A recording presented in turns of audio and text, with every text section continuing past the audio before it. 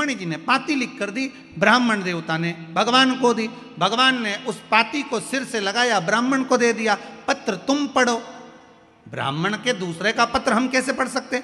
भगवान के पत्र तो तुम्हें ही पढ़ना पड़ेगा। कारण ब्राह्मण पूछ रहा है कि आप क्यों नहीं पत्र पढ़ रहे, हमसे पत्र पढ़वा रहे हो आपका। आपने भागवत जी में सुना होगा, पत्र भगवान कृष्ण ने नहीं पढ़ा, जो पत्र रुक्मणी जी ने दिया था वो ब्राह्मण से पढ़वाया। तो ब्राह्मण ने पूछा ऐसा क्यों? भगवान कृष्ण ने दाऊ जी से कहा, दाऊ दादा, जिस समय पर ब्राह्मण मेरे राजभवन में आया उस समय मैं सिंहासन पर बैठा था, ब्राह्मण का अपमान हो गया, वो आया और मैं सिंहासन नहीं छोड़ पाया। ब्राह्मण का सम्मान तब होता है जब राजा भी सिंहासन से खड़ा हो जाए। आज अपमान हुआ है ब्राह्मण। तो इससे क्या होगा दाऊ दादा, अगर ब्राह्मण पत्र पढ़ेगा तो मेरे राज सिंहासन से बड़ा ब्राह्मण का सिंहासन हो जाएगा। इसलिए भगवान की कथा बाचने वाला ब्राह्मण जिस गादी पर बैठता है वो व्यास गादी कहलाती है, और व्यास गादी सारे सिंहासनों से बड़ी होती है। इसलिए भगवान ने पत्र पढ़वाया, पत्र तुम पढ़ो, ये पत्र तुम्हें पढ़ना चाहिए। ब्राह्मण ने पत्र पढ़ा, भगवान ने पत्र सुनते से ही कह दिया, रुक्मणी जी से जाकर कह दो तू श्रृंगार करके गोरा जी के मंदिर पहुंच जा, मैं तुझे लेने के लिए पहुंच जाऊंगा। बोला था कि नहीं बोला था? अरे बोलो तो सही, भागवत जी तो बहुत सुनी तुमने इंदौर में। शिव पुराण का तो हम नहीं कह सकते, पर भागवत का तो कह सकते हैं कि भगवान कह रहे हैं तू जगदम्बा के मंदिर पर श्रृंगार करके पहुंच जा, मैं तुझे लेने पहुंच जाऊंगा। भगवान ने केवल रुक्मणी जी से नहीं कहा था कि तुम जगदम्बा के मंदिर जाओ मैं तुम्हें लेने पहुंच जाऊंगा। भगवान हर भक्त से एक बात कहते हैं, तुम मेरे दरवाजे तक पहुंच जा, फिर मैं तुझे लेने के लिए पहुंच जाऊंगा। तुझे आना पहले मेरे द्वार तक पड़ेगा, पहले मेरे दरवाजे पर आना पड़ेगा, तब जाकर तू मुझे प्राप्त कर सकता। अब कहीं की यूं बोल दे कि भगवान ने ऐसा बोला था क्या कि श्रृंगार करके ओटला पे खड़ी रहीजिए हो, नहीं मैं तेरे को लेने आ जाऊंगा। अब कई माताएं कहती है मंदिर जाके क्या करेंगे, कथा में भीड़ रे हम जाके क्या करेंगे, तीरथ जाके क्या करेंगे। तो भगवान भी बोला ठीक है मत आ, जब तुम मरेगी तो मैं भी आके क्या करूंगा, क्या करना। ये तो रिश्तेदारी वाली बात है। तुम भगवान के दरवाजे जाओगे तो भगवान अरे बोलो जम के तुम्हारे यहाँ आएगा। तुम किसी के यहाँ जाओगे तो कोई तुम्हारे, पहले की माताएं कैसी होती है, पहले मौसी के घर शादी, अब शादी में अगर तुमने तुम्हारी बहू को भेज दिया तो तुम्हारी जो बहन है वो भी क्या करेगी अगली बार, अरे बोलो जम के। देखो कितनी समझदार इंदौर की माता है, तुरंत बोल दी कि उन्हें अपनी बहू को भेजा था तो हम भी अपनी बहू के भेज देंगे। अब बहन के घर शादी में बहन जाती है तो थोड़ा फैलारा उठाती है, थोड़ा काम करती है, सामान उठा लेती है, कपड़ा सोर लेती है, सामान उठा के रख देती है। पर बहन के घर शादी में अगर बहू जाएगी तो फैलारा उठाएगी? वो तो डेंटिंग पेंटिंग करके और कुर्सी पे आराम से बैठ जाएगी, सामान पड़ा पड़े रहने दो, मौसी सास की आई। उसी तरह भगवान की कथा कहती है कि भगवान की कथा में आप जाओगे तो भगवान भी अंतिम समय में आपके दरवाजे पर आएगा। और अगर आप भगवान की कथा में नहीं पहुंचे और तुमने कहा बहू से कह दिया तू चली जा, तो भगवान भी आखिरी में कह देगा ही यमराज तू चले जा, भगवान काय को छोड़ेगा। और रुक्मणी को लेने के लिए भगवान आए थे तो रुक्मणी को गोदी में ले गए थे। जब मेरा भगवान आता है अंतिम समय में लेने तो आपको गोदी में लेकर जाता है। और वो काला बीआई ब्लैक कलर की स्कॉर्पियो लेके आता है। कौन? झमके तो बोलो यमराज। उसके पास में वाइट कलर की टवेरा नहीं है, उसके पास तो ब्लैक कलर की स्कॉर्पियो है। और ब्लैक कलर की स्कॉर्पियो लेके आए, न पाड़ा पे बैठ के न मूछ पे ताव दे के आए, न पाड़ा की पूछड़ी से बांध के दोस्ता दोस्ता ले जाए। फिर तो रोए रामेती भाई, रोए कमला भाई, रोए। और हमारी दशा बिगाड़ दी। तो पूरा मोहल्ला का लोग बोले कथा मिड़नी गई थी इसलिए हम दशा बिगड़ गई, अगर पहुंच गई होती तो वाइट कलर की टवेरा आती, मेरा महादेव लेकर आता और बिठाकर ले जाता, और ब्लैक कलर की स्कॉर्पियो पे जा रही है, बैठी रही। यमराज बनावे बंदी और काया हो गई गंदी, मेरे प्राण छूटे भोलेनाथ तो तुम नंदी लेकर। अंतिम समय परमात्मा आए, उसको बुलाने के लिए प्रयास हमें करना पड़ेगा। आप बुलाओगे तो आएगा ना, उसको बुलाओ।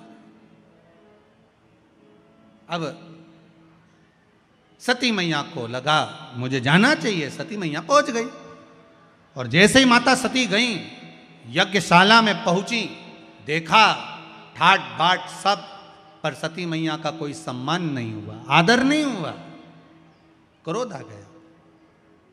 एक गलती माता सती ने कर दी, बहुत बड़ी गलती थी माता सती की, कि वो यज्ञ की अग्नि में कूद कर समाप्त हो गई। काय में कूदी है? यज्ञ की अग्नि में कूदी। बस ये गलती माता सती ने कर दी। और देखो वही बात आ गई ना, थोड़ी सी देर में चक्कू कोपा, भुगतना लंबा पड़ा, थोड़ा सा पाप कर्म करा, भोगना लंबा पड़ा। कर्म भोगना बहुत पड़ता है, अब व्यक्ति कर जाता है थोड़ा सा, पर भोगना बहुत पड़ा। माता सती ने यज्ञ की अग्नि में कूदकर प्राणों को त्यागा। शंकर भगवान ने कहा सती गलती कर गई तू, बहुत बड़ी गलती तूने कर दी, यज्ञ की अग्नि में कूदकर प्राणों को त्यागा सती, इसलिए तेरा कोयल का जन्म होगा। काय का जन्म होगा? कोयल का। जब आषाढ़ के 2 अधिक पड़ेंगे, आषाढ़ 2 पढ़ते हैं ना, अधिक मास 2 पढ़ते हैं आषाढ़ के महीने के, जब आषाढ़ के 2 अधिक पढ़ेंगे तब तू मेरा स्मरण करेगी, और मेरा स्मरण करेगी तब जाकर कोयल की योनि से छूटेगी, और फिर हिमालय राज के घर में पार्वती माँ मैनावती के गर्भ से पार्वती बनकर जन्मेगी। भोगना पड़ा कि नहीं भोगना पड़ा? पाप थोड़ा सा कर दिया था, अगर प्राणों को त्यागना ही था तो कहीं और त्याग देते, पर यज्ञ की अग्नि में कूदना जरूरी था क्या? यज्ञ की अग्नि में कूदना जरूरी था? कोई अच्छा काम हो, धर्म का कार्य हो, सत्कर्म हो, भगवान का भजन हो, भंडारा हो, भोजन हो, अच्छा कार्य चल रहा हो, कथा सत्संग चल रहा हो, भगवान का भजन चल रहा हो, तो निवेदन है इसमें बीच में गलत काम के लिए मत कूदना, नहीं तो जिंदगी बेकार हो जाती है, भोगना ज्यादा पड़ जाता बेकार कर्म के लिए।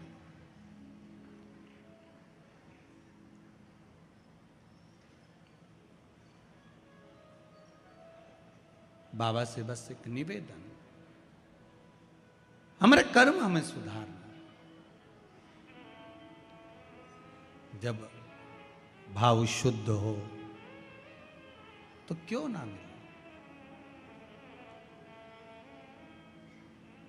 3 बजे कथा चालू हुई थी, ये जितने खड़े हैं आस पास इधर उधर, 3 बजे से कथा चालू हुई तो कम से कम 2:30 बजे से 2 बजे से खड़े होंगे। सही है कि गलत है? और बल्कि पहले से ही खड़े होंगे। जब से 6 बजे तक कथा जब तक चलेगी, 6 सवा 6 बजे तक, तब तक खड़े। इनकी तपस्या, इनका तप कहीं तो शिव देखेगा, कहीं तो शंकर देखेगा ना। इस व्यासपीठ से मैं आपको नमन करता हूँ सभी श्रोताओं को, कि आपका जो भरोसा है ना शंकर के प्रति, आप यहाँ से जाते हो तो हर हर महादेव चिल्लाते चिल्लाते जाते हो, आते हो तो हर हर महादेव श्री शिवाय नमस्तुभ्यम बोलते हुए आते हो। कितना विश्वास होगा, कितना भरोसा होगा, कितनी दृढ़ता होगी। पूरे इंदौर में चर्चा है कि विश्वास शंकर के प्रति कितना जागा है, वो देखना है तो ये कनकेश्वरी ग्राउंड में देखिए। कीचड़ है चारों तरफ, पानी गिर रहा है। मेरा कैमरे वालों से निवेदन है, बाहर जितने लोग बैठे हो छाता खोल खोल के बैठे, पानी लगातार टपर टपर हो रहा है थोड़ी थोड़ी देर में। पर इनकी दृढ़ता देखिए आप, इनका विश्वास देखिए आप। कोई ने इनको कुछ दिया है? इनको देने वाला तो देवाधिदेव महादेव है, कोई दूसरा नहीं दे सकता। शंकर, जिस जमीन पर आप बैठे हो पूरी गीली है, ये बहन बैठी है ना, यहां से पानी दिस रहा था, बता रहे थे कि यहां से पानी बहकर जा रहा था, पर फिर भी आपका विश्वास बड़ी दृढ़ है, बड़ा दृढ़। इस विश्वास के बल पर शिव महापुराण की कथा है।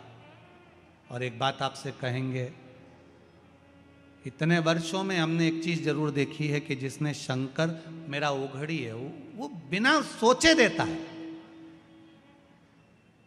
कभी उसने विचार ही नहीं करा कि मुझे इसको क्या देना है। ब्रह्मा जी कहते हैं इसके भाग्य में बहुत बहुत भोगना लिखा है।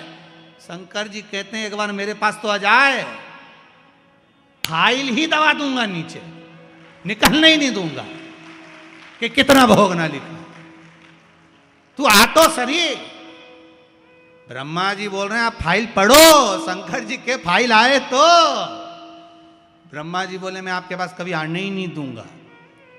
कई लोग ऐसे हैं सारी दुनिया में माथा टेकते हैं, सबके सामने जाके रोते हैं, सबके सामने हाथ फैला लेते हैं, पर शंकर पर भरोसा नहीं कर पाते। शिव जी कहते हैं एक बार मेरे पास आ जा, कितनी भी बेकार फाइल हो सामने अन्य दूंगा, नीचे ऐसी अलमारी में पटकूंगा कि आएगी नहीं। क्या भोगेगा? आ तो अकाल मृत्यु वो मरे जो काम करे चंडाल का, काल उसका क्या बिगाड़े जो भक्त हो महा काल का। शंकर के उपासक हो तो फिर भय काहे का? क्यों भय खाना? बुरा कर्म हुआ पूर्व में, हो सकता है कर्म हमने बेकार करा होगा तो आज भोगना पड़ रहा हो, पर घबराना नहीं है हमको। क्या करेगा यम?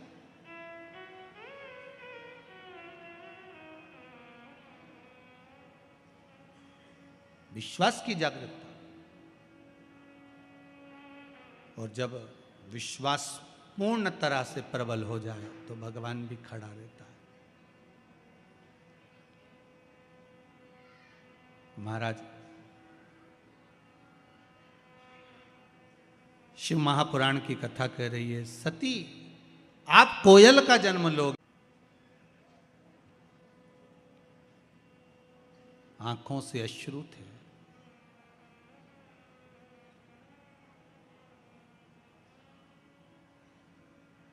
नैनों से जल बह रहा था।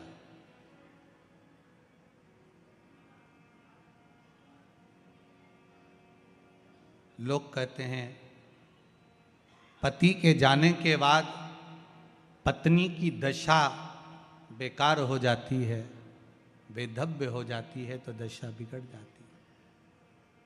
पर शिव महापुराण की कथा कहती है सती के जाने के बाद शिव भी मौन हो जाते हैं, शंकर भी मौन है। पति पत्नी का संबंध जो है केवल एक साधारण सा संबंध नहीं है महाराज, केवल एक साधारण सा संबंध नहीं है। बहुत, वो अपने माता पिता को छोड़कर, परिवार छोड़कर आपके लिए आपके घर पर आई है, उसका भी आदर पूर्ण होना चाहिए। एक व्हाट्सएप पे एक मैसेज पड़ा था, कोई ने लिखकर डाला होगा, तो उसमें लिखा हुआ था कि अपनी पत्नी का सम्मान करो। जो एक जोड़ कपड़ा पसंद करने में पूरी दुकान उठा पटक कर देती है, उसने तुम्हें पसंद करा है।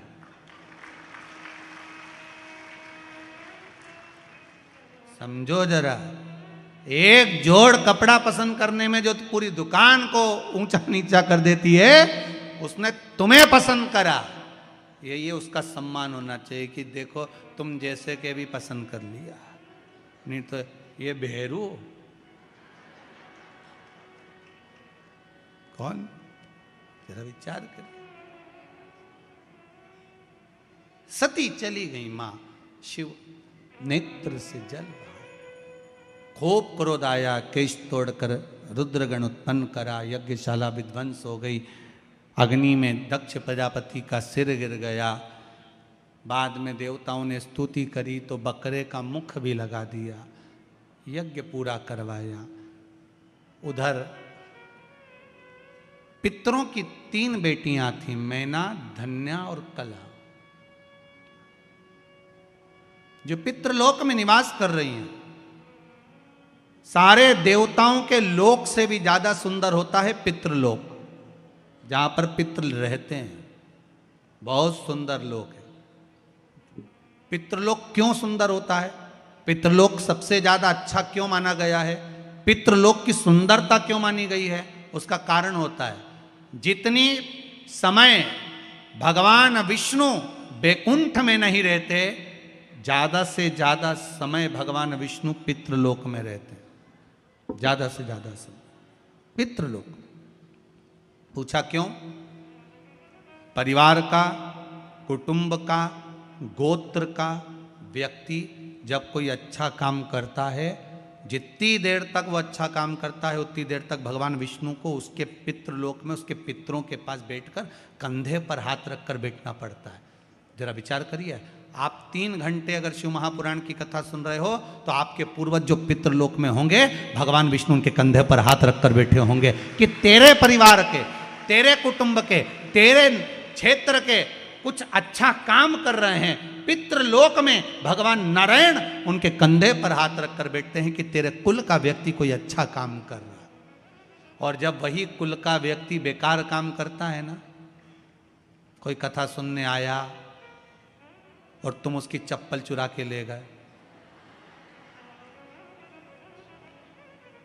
तो पितृलोक में भगवान विष्णु नहीं जाते, फिर यमराज जाता है।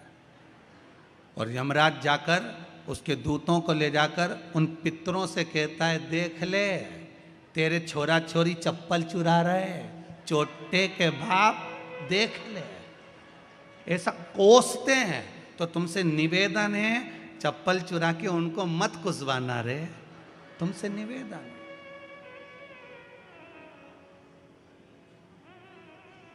गंगा नहाने जाओ ना हरिद्वार में, तो वहां पे लोग भगवान का भजन करने जाते हैं, और कई कई लोग ऐसे आते हैं कि इनने कपड़ा उतारा, बेग धरा, ये करे गंगे हर, हम इनसे करें नंगे हर।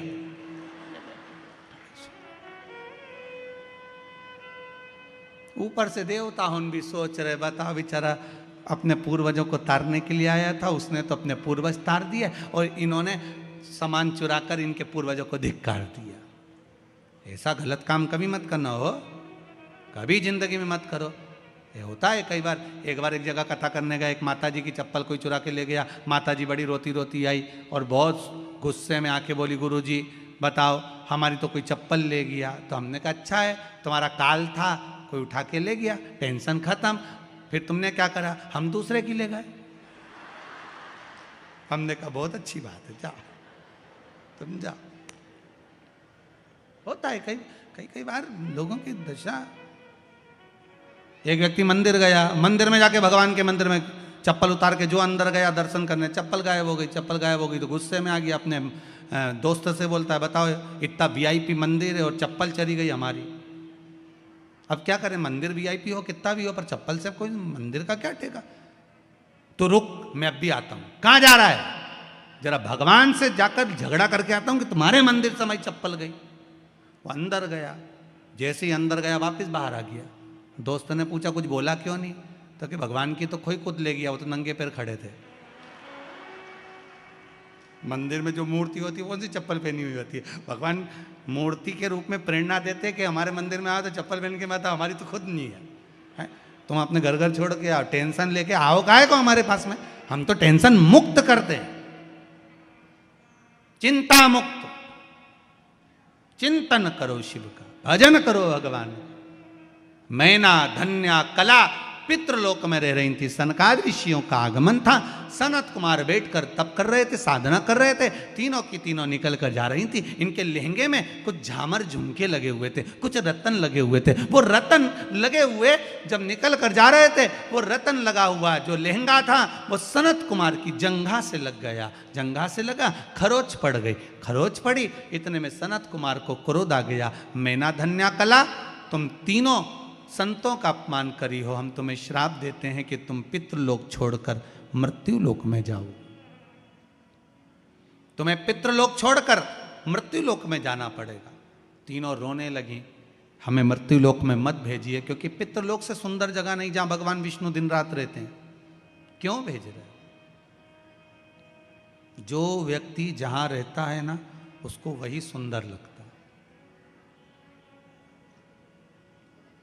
जो जहां रह रहा है। कई लोग कहते हैं गुरुजी हमने पितरों के मोक्ष के लिए गया जी का पिंड कर दिया, ब्रह्म कपाली कर दी, ब्राह्मण का भोजन करा दिया, भागवत करा दी, उसके बाद भी पंडित जी को पत्रिका दिखाओ तो वो एक ही बात बोलते हैं। क्या बोलते हैं? पितृ दोष है। अब इतना करा, ब्राह्मण का भोजन कराया, तर्पण करा, तिलांजलि करा, सारा काम करा, फिर पितृदोष क्यों रह गया? हमने गया जी का पिंड करा, फिर पितृदोष रह गया। हमने पितरों की शांति कर दी। तो पहले ये बताओ, पितरों की शांति कभी होती है? पहले उसका अनुभव करिएगा। आप अपने ऊपर लेकर चलना। आप यहां से जाओ 7 स्टार 5 स्टार होटल में, खूब प्रेम से इंदौर से बाहर जाकर, तुम्हें जहां जाना वहां जाके रहो, खूब अच्छे से रहो, एक से बढ़कर एक होटल में रहो, कितना ही अच्छा वीआईपी से वीआईपी खाना खाओ, वीआईपी से वीआईपी कपड़े पहनो। 1 महीना, 2 महीना, 1.5 महीना, 15 दिन, 20 दिन तुम कितने भी अच्छे से रह लो, पर 20 दिन 22 दिन के बाद तुम्हें अपने घर की याद आएगी कि नहीं आएगी? जम के तो बोलो, आएगी ना। भले तुम्हारे घर में एसी नहीं लगा, डनलप का गद्दा नहीं लगा, भले तुम्हारे घर में वीआईपी भोजन नहीं है, डनलप का गद्दा नहीं है, एसी का रूम नहीं है, पर घर की याद आएगी।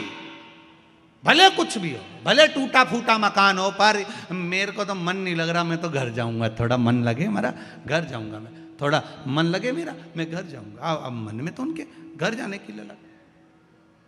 आप कितना भी वीआईपी में रह लो, पर आखिरी में घर जाने की याद आती है। कितना भी पिंडदान कर लो, गया जी में जाके पिंड दे दो, ब्रह्म कपाली कर लो, तर्पण कर लो, पितरों को ले जाके गया जी में छोड़ दो, फिर भी पितर कहते हमें तो हमारे घर की याद आती है, इसलिए 16 श्राद्ध में वो तुम्हारे घर आ ही जाते हैं। 16 श्राद्ध में आए और वो इंतजार करते हैं कि तुम हमको क्या क्या खिला रहे हो, इंतजार करते हैं कि क्या दे रहे हैं। पितरों के देवता आर्यमा जब कौए पर बैठ कर आते हैं ना, तो अपने अपने घर के पितरों को छोड़ते हैं। पितरों को छोड़कर वो इंतजार करते हैं कि मुझे मेरा पुत्र, मेरी पुत्र वधू, मेरी बहू, मेरा बेटा मुझे क्या दे रहा है, क्या खिला रहा है, और फिर उसके अनुसार वो फल प्रदान करते हैं। केवल ऐसा नहीं कि आप एक बार उनको छोड़ आए तो फिर जरूरत ही नहीं पड़ेगी। कई माताएं कहती हैं हम तो गया जी कर आए, अब बामण के नहीं जिमाएंगे। मत जिमा, पर भोगना तो पड़ेगा। पितर आते हैं, जैसे आप कहीं पर भी जाकर रह लो, आपको आपकी घर की याद आएगी। 1 महीने में, 2 महीने में, 15 दिन में, 20 दिन में याद आती है। उसी तरह पितरों को कहीं पर भी रह ले, एक बार साल भर में एक बार आपके दरवाजे पर जरूर आते हैं। उसको भाग देना चाहिए, उनको भाग प्रदान करो। बोलेंगे महाराज मैना धन्या कला रोने लगी, हमको क्षमा कर दो। सनत कुमारों ने कहा हम आपको वर प्रदान करते हैं, आशीर्वाद देते हैं, हम आपको वर देते हैं। मैना धन्या कला, आप तीनों मृत्युलोक में जाओगी, और मृत्युलोक में जाकर आपके यहाँ पर 3 देवियाँ आप तीनों के गर्भ से प्रकट होंगी। 3 देवियाँ, 3 देवियाँ आप तीनों के गर्भ से प्रकट होंगी। मैना के गोद में पार्वती जी आई, धन्या सुनैना बनी जिनकी गोद में सीता जी आई, कला कीर्ति बनी जिनकी गोद में राधा जी आई। ये तीनों 3 देवियां बनी। मैना धन्या कला तीनों निवास करी। समय आया, माता मैनावती के गर्भ से पार्वती जी का जन्म हुआ। हिमालय राज की नगरी आज आनंदित हो गई। बेटा एक कुल को तारता है, बेटी दो कुल को तारती।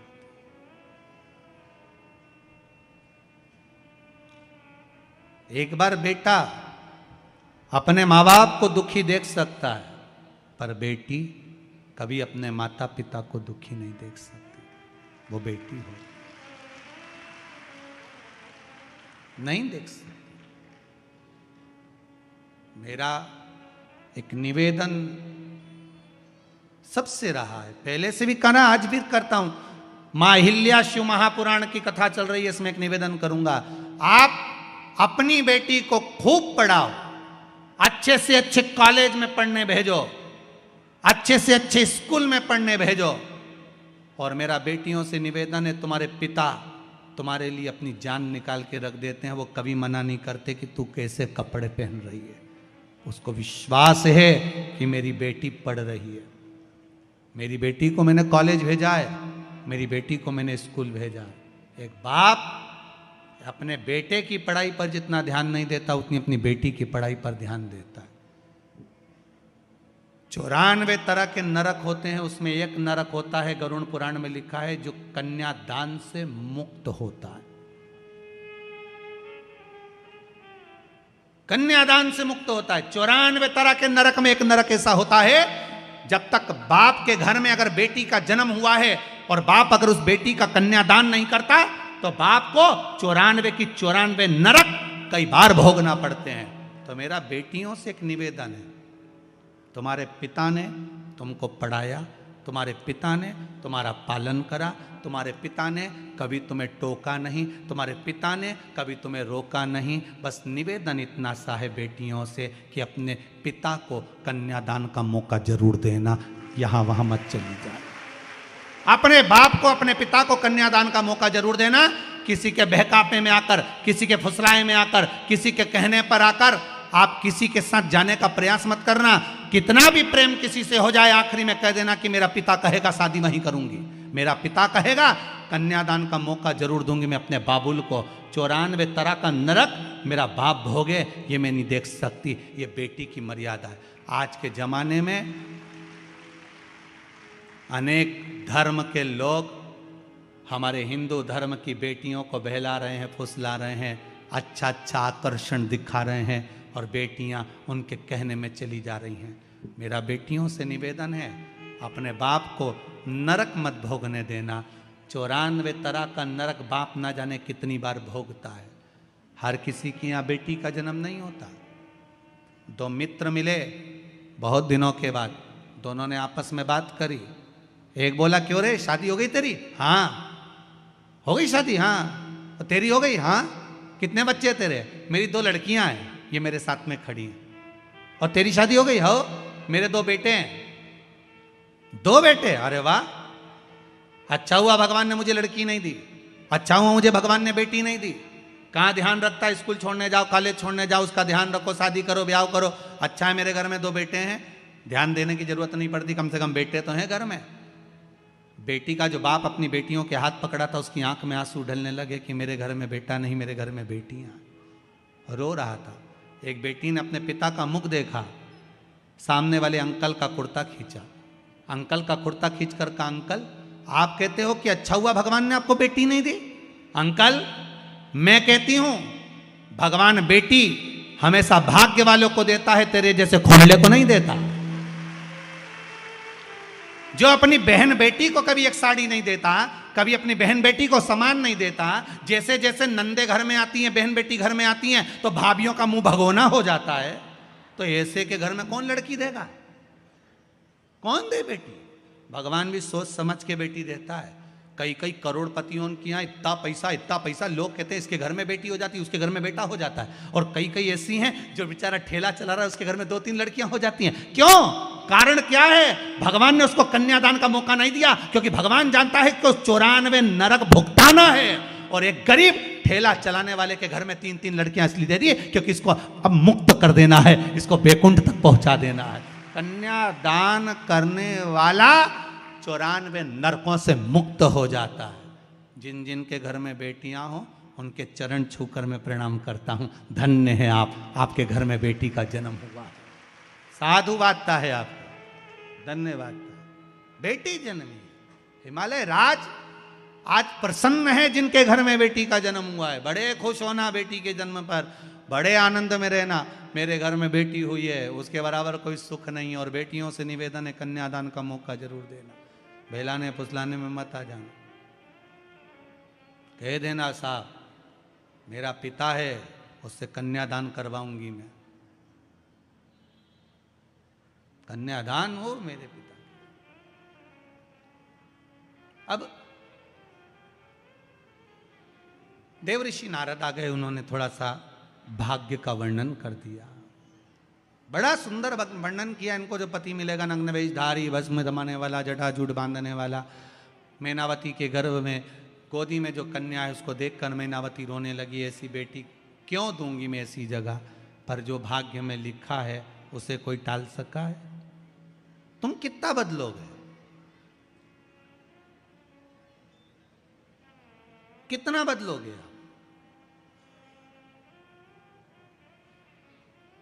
आप पढ़ा सकते हो, लिखा सकते हो, आप डॉक्टर बना सकते हो, आप कलेक्टर बना सकते हो, आप एसपी डीएसपी बना सकते हो, आप सब कुछ बना सकते हो अपने बच्चों को, पर उनका भाग्य नहीं बना सकते।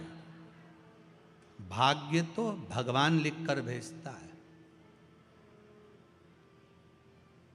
भाग्य वो लिखता है।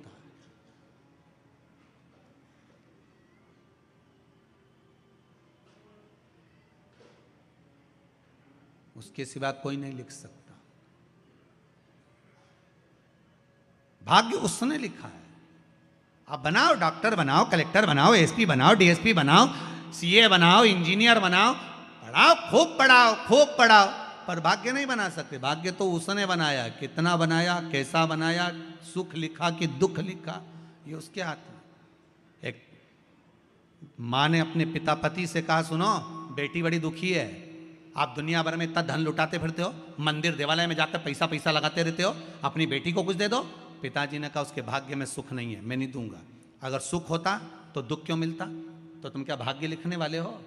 थोड़ा सा सुख दे दोगे तो कुछ चले जाएगा तुम्हारा, दे उसको। पिता ने कहा मैं नहीं दे सकता। माँ कहने लगी मैं दूंगी, दे दो। तिल्ली का लड्डू बना लिया, मकर संक्रांति पे दामाद को भोजन करने बुला लिया। तिल्ली के लड्डू का डब्बा दामाद को दे दिया, उसमें सोने की गिन्नियां फंसा दी उस लड्डू के अंदर। दामाद से कहा ये मेरी बेटी को दे देना। दामाद डब्बा लेकर चला तो उसको याद आया कल बच्चों की फीस जमा करना है, पैसा घर में नहीं है। अगर डब्बा हलवाई को दे जाऊं और उससे पैसे ले जाऊं तो? डब्बा हलवाई को दे दिया, 500 रुपये लेकर घर चले गया, फीस जमा कर दी। शाम के समय पर सेठ जी आ रहे थे, उनको लगा आज मेरी पत्नी का जन्मदिन है, घर पर मिठाई होगी नहीं। पत्नी को तिल्ली के लड्डू अच्छे लगते हैं तो हलवाई के यहाँ गया और कहा कोई ताज़ा लड्डू आया हो तो दो। हलवाई ने वही डब्बा उठाकर दे दिया। पति ने जैसे ही अपनी पत्नी को लड्डू खिलाया उसमें से सोने की गिन्नियाँ निकल रही थी। सोने की गिन्नी निकली तो पत्नी की आंख में आंसू आ गए। आप सत्य कह रहे थे कि भाग्य में नहीं होगा तो नहीं मिलेगा, और देखो मैंने दामाद को लड्डू दिए थे, वो लड्डू वापस मेरे घर में आ गए। अगर किस्मत में होते तो मिल ही जाते ना। भाग्य में हो तो जरूर मिलता है, भाग्य में नहीं होगा तो नहीं मिलेगा, प्राप्त नहीं होगा। आज मैनावती ने सोच लिया क्या करा जाए। देवर्षि नारद ने कहा शिव जी के लगन लगा दो इसको। शंकर की भक्ति में पार्वती मैया ऐसी डूब गई, ऐसी डूब गई, ऐसी डूब गई कि शंकर पति के रूप में माता पार्वती को प्राप्त हुए। शिव दूल्हा बन रहे हैं, माता पार्वती दुल्हन बन रही। शिव बना बन रहे हैं, पार्वती जी बनी बन रही हैं। शादी में 8 दिन पहले 15 दिन पहले से गाते हैं बना जी बना जी बना जी। बना जी इसलिए गाते हैं कि बना के चलना जी, और बनी जी इसलिए गाते हैं कि चाहे कितना ही कुछ बोले पर बनी रहियो, दौड़ दौड़ के मायके मत आइयो। नहीं तो जरा जरा सी बात में दौड़ कर फिर मायके आ जाए, वहीं रहना हो जाता है थोड़ा विवाद घर में परिवार में चलता रहता है, पर थोड़ी थोड़ी बात को लेकर मायके नहीं आना। और मेरी माताओं से निवेदन है, बहनों से निवेदन है, अपने ससुराल की बात जरा जरा सी बात अपने घर पे फोन लगाकर कभी मत बताना, कभी मत बताओ।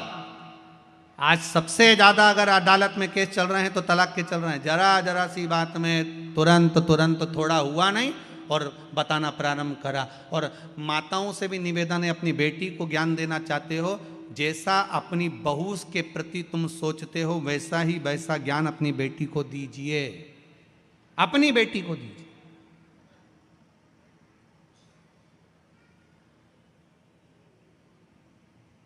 थोड़ा सा अच्छा बनाने का प्रयास करिए।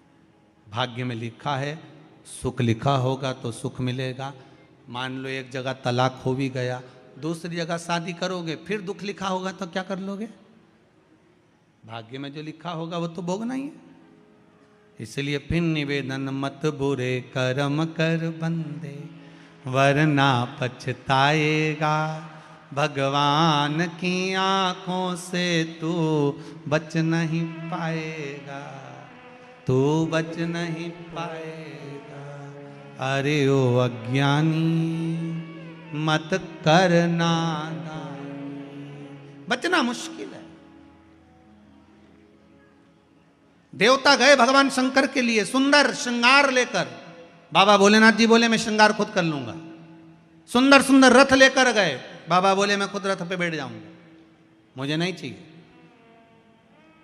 अच्छे अच्छे लोग गए तैयार करने के लिए, बाबा कहे मेरा तैयार मैं खुद कर लूंगा। आज का मुहूर्त था शादी का, बारात लेके ही नहीं गए। शंकर भगवान से पूछा बारात कब चलोगे? शिव जी बोले मैं मुहूर्त तो आन दो। मुहूर्त कब आएगा? जब आ जाएगा जब चल देंगे। मुहूर्त ही नहीं आया, 8 दिन निकल गए, 15 दिन निकल गए। हिमालय राज ने टेंट वाला, घोड़ी वाला सबको वापिस कर दिया। पंडित जी भी वापिस चले गए कि बताओ बारात ही नहीं आ रही तो रख के क्या करेंगे? मुहूर्त ही नहीं आया। अब जो मुहूर्त निकला था वो तो निकाल दिया। शिव जी का मुहूर्त नहीं आया। शिव जी का मुहूर्त कब आया? जब सामने से अर्थी आई,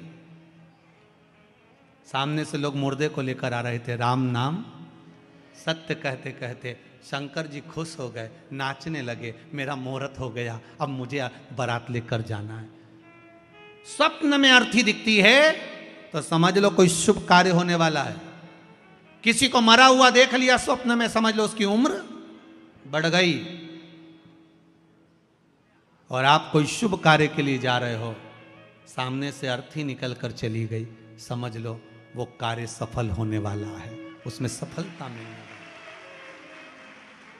अर्थी का दर्शन, कोई कार्य के लिए जा रहे हो, शुभ कार्य के लिए, शुभ माना गया।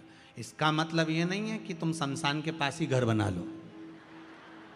नहीं तो तुम्हारा क्या है, तुम तो कहो सीवर वाला महाराज बोला है, अपन तो शमशान के पास घर बना लो, रोज मुर्दा आता जाता दिखेगा तो अपना कार्य अच्छा होता जाए। इसका मतलब ये नहीं हो। शुभ कार्य के लिए शिव जी श्रृंगार कर रहे हैं। इतने में भगवान शंकर तो जाके नंदी पर बैठ गए थे। नंदी पर बैठे तो भोलेनाथ जी से भगवान विष्णु ने कहा प्रभु आप ऊपर कुछ मत पहनो पर नीचे तो कुछ पहनो। एक आसन पर भगवान भोलेनाथ जी बैठे थे। शिव जी ने कहा इसी आसन को मान लेता हूं। बांधा, खुल गया, फिर बांधा, फिर खुल गया। आसन तो आसन था, खुल रहा था तो शंकर जी ने अपने गले में से सांप को उठाकर नीचे बांध लिया। बांध कर नंदी पर जाकर बैठ गए। नंदी पर बैठे तो उल्टे बैठे, नंदी का मुख उधर था, शिव जी का मुख इधर था। इंद्रदेव ने शंकर जी से जाकर पूछा भोलेनाथ जी आपकी शादी हो रही है, दूल्हा हमेशा सीधा बैठता है, आप उल्टे क्यों बैठे हो? शंकर भगवान बोले हमारा कोई बाप नहीं, हमारा कोई भाई नहीं, बारात कैसे देखेंगे? आगे से नंदी देखेगा, पीछे से हम देखेंगे, इसलिए उल्टे बैठे। नंदी पर औंधे बैठे। और जो बारात चली और देवताओं ने शहनाई बजाना प्रारंभ करी, जैसे ही शहनाई बजाना प्रारंभ करी तो जो आसन पे बंधे हुए थे महाराज वो भी डोलने लगे। जैसे ही डोलने लगे तो पुंगी बजाने वालों ने जैसी शहनाई बजाई, बाबा का आसन फिर खुल गया। ब्रह्म देवता नाचते नाचते आकर बोले प्रभु प्रभु प्रभु। भोलेनाथ जी बोले क्या हो गया? आसन फिर खुल गया। शंकर भगवान ने सांप को फिर लपेटा, चुपचाप लपेटा, क्यों खुल रहा है बार बार? सांप बोला प्रभु आपकी शादी है, आदत से छूट नहीं सकता, ये पुंगी बजाते हैं और मेरे को जब तक नाचू नहीं आनंद नहीं होता है। उज्जैन में वो घोड़ा गाड़ी चले ना, तांगा, उज्जैन में सवारी बैठ गई तांगे में, तांगे वाला सवारी लेकर चला स्टेशन की, सुबह सुबह का समय। अब वो तांगा चलाने वाला की जो तांगा था, घोड़ा गाड़ी थी, वो थोड़ी देर बाद रुक जाए। तांगे वाला नीचे उतरे, नाचे, फिर गाड़ी में बैठे तांगे में, फिर चले, फिर वो घोड़ी रुक जाए, फिर चले। अब जो बैठे बेचारे स्टेशन जाने वाले, उनकी ट्रेन नहीं छूट जाए, तो उन्होंने पूछ लिया, भैया ये पागलपंती क्यों करे बार बार बार बार। नीचे उतरे ने, नाचे ने, फिर आगे बढ़े। उसने कहा, जी जो बारात की घोड़ी थी वो तांगा में आ गई और तांगा की घोड़ी घर रह गई। अब जब तक नाचो नहीं तब तक आगे बढ़े नहीं, क्योंकि वो आदत, अब उसकी आदत थी वो घोड़ी की, जब तक वो दो चार के देख नहीं ले तब तक 2 कदम चले नहीं। तो बेचारा तांगे वाले ही उतर के नाच रहा। अब जैसे ही ये पुंगी बजाए, सेनाई बजाए और बाबा खुल के बैठ जाए। अब भोलेनाथ जी ने उसको फिर बांध लिया और थोड़ी देर बाद फिर खुल गया। इंद्रदेव ने ब्रह्मा जी से कहा, बारात अच्छी नहीं लग रही, आप आमंत्रण करें। शिव जी से कहें जैसे शंकर जी वैसी बारात होना चाहिए। शंकर भगवान ने डमरू खड़का दिया, डाकनी पुसाचनी भूत चुड़ैल भयंकर आ गए, सब नाचने लगे। आगे आगे 33 कोटि देवता, पीछे डाकनी पिसाचनी भूत चुड़ैल, इतने भयंकर भयंकर रूप रख के आए जिनका वर्णन नहीं। ऐसा रूप रख के आए, सब नाचने लगे। इंद्रदेव ने ब्रह्मा जी से पूछा, ब्रह्मदेव आगे आगे जो देवता नाच रहे हैं, कोई तो कत्थक कर रहा है, कोई भांगड़ा कर रहा है, कोई गरबा कर रहा है, पर ये भूत चुड़ैल नाच रहे हैं, इनके नाचने का समझ में नहीं आ रहा है, ये कैसे नाच रहे हैं, इनके नाचने का कोई नाम है क्या? ब्रह्मा जी बोले, चिंता मत करो, लोग इसे कलयुग में डिस्को कहेंगे। कलयुग में लोग इसको डिस्को कहेंगे। समझ में नहीं आता, ऐसे हाथ पटकते जैसे ततैया छा गया। कहीं कहीं का तो जमीन पे सो जाए, ऐसा लगे जैसे मिर्गी आ गई बापड़ा के।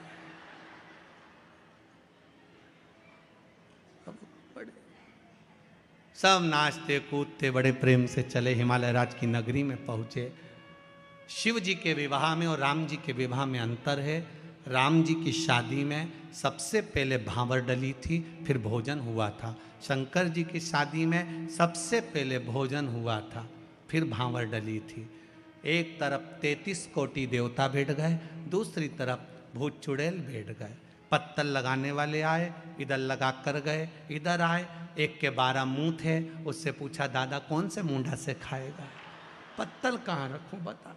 उसने कहा 12 ही रखो, 12 पत्तल रखी। और आगे गए, एक का मुंह आगे भी था पीछे भी था, उससे जाके पूछा, तू कैसे खाएगा? उसने कहा पीछे भी रखो, एक पत्तल पीछे रखी। और आगे गए, एक का मुंह ही नहीं था, गला ही गला था, उससे पूछा, दादा तू कैसे खाएगा? उसने कहा बाल्टी में लाता जाओ, कूड़ता जाओ, बाल्टी में लाता जाओ, कूड़ता। परसगारी करने वालों के पसीने छूट गए, परसगारी करने वालों के पसीने छूट गए, जैसे अभी यहां पर भी छूट जाते हैं पूड़ी और सब्जी बांटने।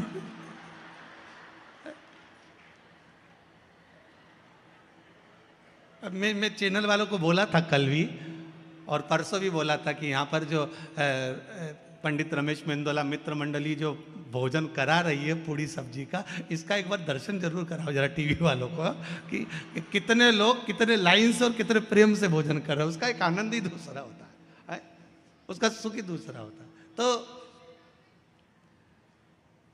परसगारी करने वालों के पसीने छूट गए। अब पसीने छूटे तो परसगारी करने वाले पहुंचे, और पहुंचते से ही हिमालय राज से जाकर कहा, महाराज जी ऐसी बारात हमें से नहीं जिमाई जाए, हमसे बड़े परेशान हो गए, जिमा जिमा के क्या करें। हिमालय राज ने कहा, ब्याह नारद जी ने पक्का कराया, उसको पकड़ो। बीच में जो होता ना, उसकी आपस सबसे ज्यादा होती।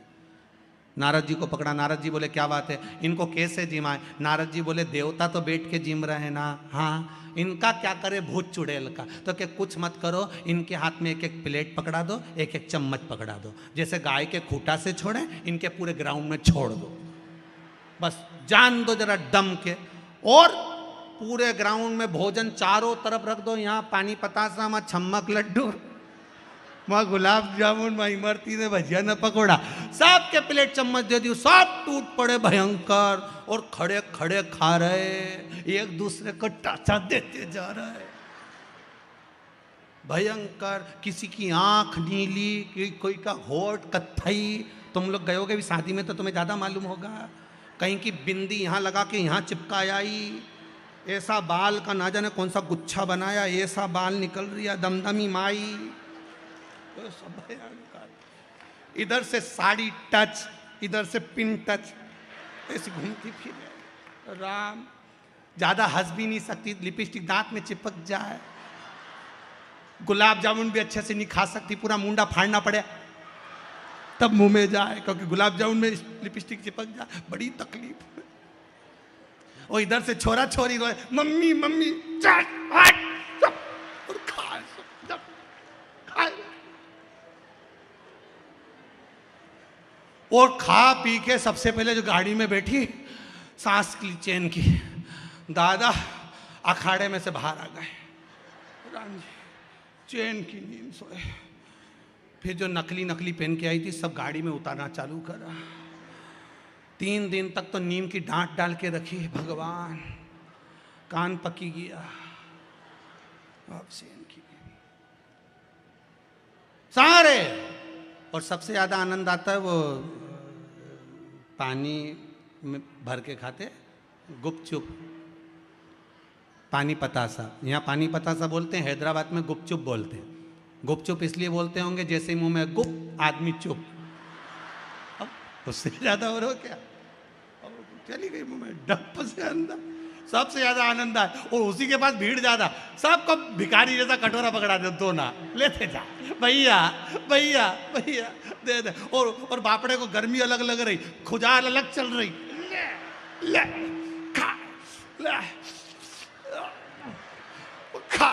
और क्या, और बाहर जाते जाते लोग बात कर रहे हैं, पानी पतासे का पानी तो ऐसा जोरदार घर में ही नहीं बने, क्योंकि घर में एक्स्ट्रा सामान नहीं डले तो स्वाद ज्यादा है। अबे ऐसा पानी खाओ।